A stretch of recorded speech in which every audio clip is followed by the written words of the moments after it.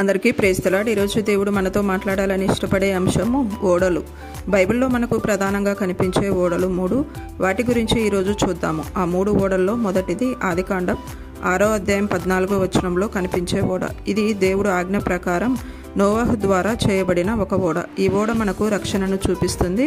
దేవుడు మనకు అప్పగించిన పనిని చూపిస్తుంది. ఈ ఓడ మనకు దేవునిపై ఉన్న విశ్వాసాన్ని చూపిస్తుంది.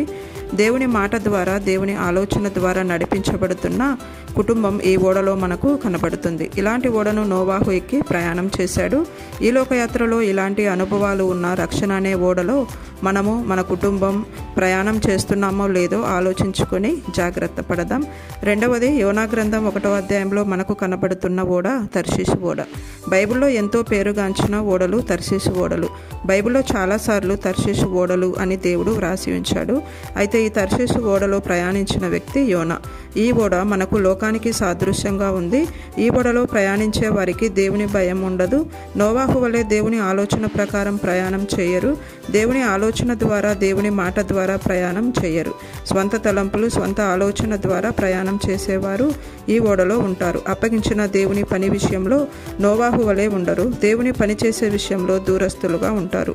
ఇలాంటి ఓడలో ప్రయాణం చేసిన వ్యక్తి యోనా. కాబట్టి ఈరోజు మనం ఈ లోకమనే ఓడలో ఇలాంటి ప్రయాణంలో మనం ఉన్నామేమో ఆలోచించుకొని జాగ్రత్త పడదాం. మూడవది అపోస్తుల కార్యములు 13వ అధ్యాయం నుండి 28 అధ్యాయాల వరకు 3వ ఓడ మనకు కనబడుతుంది.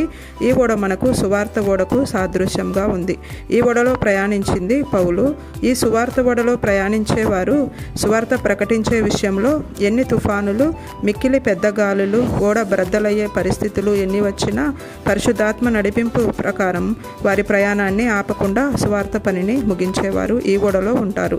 మనము ఈ లోకంలో సువార్త ఓడలో ఎక్కామా?